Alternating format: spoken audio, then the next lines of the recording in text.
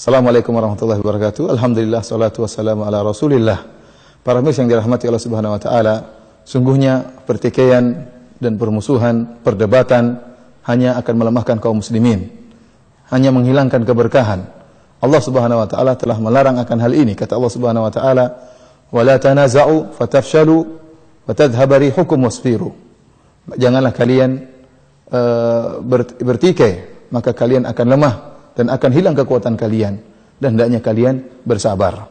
Ini dalil bahwasanya pertikaian, pertengkaran, tanazu', perdebatan akan melemahkan kaum muslimin dan akan menghilangkan keberkahan. Suatu saat Rasulullah sallallahu alaihi wasallam keluar hendak mengabarkan kapan Lailatul Qadar. Tiba-tiba fatalaha rajulani, ada dua orang yang saling bertengkar. Farufi'at, maka akhirnya hilanglah ilmu tentang kapan Lailatul Qadar, diangkat, dilupakan dari Nabi sallallahu alaihi wasallam. Dan Nabi mengingatkan, "Inni kharajtu li ukhbirakum bi Lailatul Qadar wa innahu talaha fulan wa fulahan wa farufi'at." Sungguhnya aku keluar untuk mengabarkan kepada kalian tentang kapan Lailatul Qadar. Ternyata ada si fulan dan si fulan bertengkar, maka diangkatlah ilmu tersebut. Hilanglah keberkahan dari Allah Subhanahu wa taala, hilanglah rahmat dari Allah Subhanahu wa taala. Dan lihatlah apa yang terjadi terhadap para sahabat dalam kisah perang Uhud.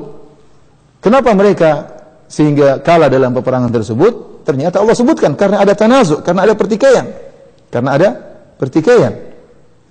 Allah Subhanahu wa taala berfirman dalam Al-Qur'an, "Hatta idza fashiltum wa tanaza'tum fil amr wa asaitum min ba'di ma arakum ma tuhibbun minkum may yuridud dunya wa minkum may yuridul akhirah."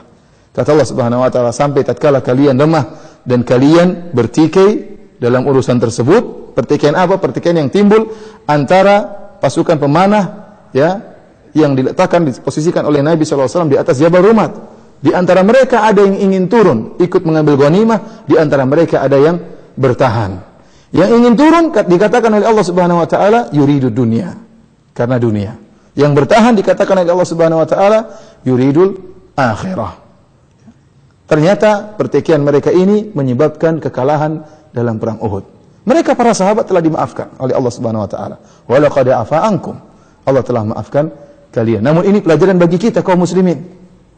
Ternyata pertikaian bisa menyebabkan kekalahan, menyebabkan kelemahan dan menyebabkan kehancuran.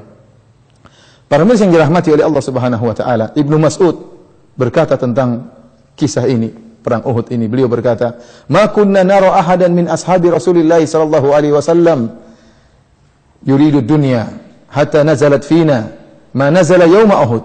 Kami tidak menyangka ada seorang pun dari para sahabat yang menghendaki dunia sampai turun kepada kami ayat tatkala dalam perang Uhud Allah mengatakan minkum may yuridud dunya, di antara kalian ada yang menghendaki dunia. Kenapa? Ibnu Mas'ud mengetahui bagaimana perjuangan para sahabat. Yang para sahabat mereka telah berhijrah meninggalkan kota Mekah menuju Madinah, meninggalkan kampung halaman mereka, meninggalkan harta mereka, meninggalkan bahkan sanak saudara mereka, karib kerabat mereka demi Islam. Mereka meninggalkan dunia demi akhirat. Namun bukan berarti mereka terlepas dari ini semua. Terkadang meskipun mereka pada dasarnya meninggalkan dunia karena akhirat, terkadang mereka terjebak dan mencintai dunia. Sebagaimana yang mereka alami tatkala dalam perang Uhud. Ternyata Allah mengatakan minkum may yuridud dunya, di antara kalian ada yang menghendaki dunia. Oleh karenanya, para mirsa yang dirahmati Allah Subhanahu wa taala, ini khusus kepada para dai, kepada para penggerak dakwah, hendaknya berusaha untuk saling memahami, hendaknya menjauhi segala pertikaian, terutama pertikaian di antara para dai. Hendaknya saling memahami, saling menghormati, jangan saling merendahkan. Karena pertikaian yang timbul di antara para dai akan menimbulkan kelemahan yang sangat besar dalam dakwah, ya, bahkan bisa menghancurkan dakwah itu sendiri. Dampak yang timbul akibat pertikaian di antara para dai akan mengena para mad'u yang mereka tidak tahu apa-apa, sehingga timbul gap-gap di antara para mad'u. Semuanya disebabkan karena para dai. Dan seorang dai tatkala dia berselisih dengan dai yang lain, maka hendaknya dia periksa dirinya. Jangan dia terlalu pede menganggap dirinya ikhlas, kemudian melimpahkan segala kesalahan kepada dai yang lain. Bisa jadi sebab pertikaian tersebut karena dunia yang ada dalam dirinya. Dan dunia itu banyak. Di antaranya dia ingin dia yang paling diutamakan. Ini adalah dunia. Di antaranya seorang dai misalnya ingin dia yang perkataan yang harus didengar. Ini adalah dunia. Misalnya seorang dai ingin dia yang tampil, bukan yang lainnya. Ini juga merupakan dunia. Misalnya seorang dai tidak ingin perkataannya diselisihi. Ini juga dunia. Kenapa? Keegoannya, keangkuhannya. Ini semua adalah sebab-sebab dunia. Coba dia periksa dirinya. Kenapa dia berselisih dengan saudaranya? Apakah benar-benar lillah karena Allah Subhanahu wa taala, ataukah karena ada dunia yang tersembunyi dalam dadanya? Ya. Karena jika ternyata pertikaian tersebut disebabkan karena dunia, maka ini merupakan awal dari malapetaka bagi dakwah. Oleh karenanya Nabi sallallahu alaihi wasallam tatkala mengutus Mu'adz bin Jabal dan Abu Musa al-Asy'ari radhiyallahu ta'ala anhuma ke negeri Yaman, maka Nabi sallallahu alaihi wasallam berwasiat kepada mereka berdua. Kata Nabi sallallahu alaihi wasallam, "Basyira wa la tunaffira." Hendaknya kalian berdua beri kabar gembira dan jangan buat lari orang-orang, jangan buat lari masyarakat. Yassira wa la tu'assira. Mudahkan dan jangan susahkan. Tatawa'a wa la takhtalifa. Kata Nabi sallallahu alaihi wasallam, hendaknya kalian saling taat, hendaknya kalian saling mengalah, wa la takhtalifa, dan janganlah kalian saling berselisih. Wasiat agung dari Nabi sallallahu alaihi wasallam.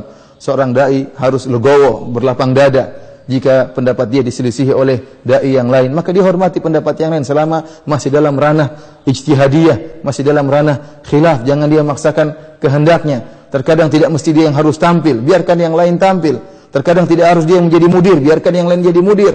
Dia kalahkan egonya demi dakwah. Jangan sampai dia ingin, dia yang tampil, dia yang harus di depan, dia yang harus perkataannya didengar, yang lain harus tunduk kepadanya, yang lain harus mendengar perintahnya. Maka ini merupakan hal-hal ya duniawi yang bisa merusak dakwah. Akhirnya nasihat bagi saya pribadi dan juga pada para dai dan juga para penggerak dakwah, hendaknya saling mengalah, saling bekerja sama karena Allah Subhanahu wa taala.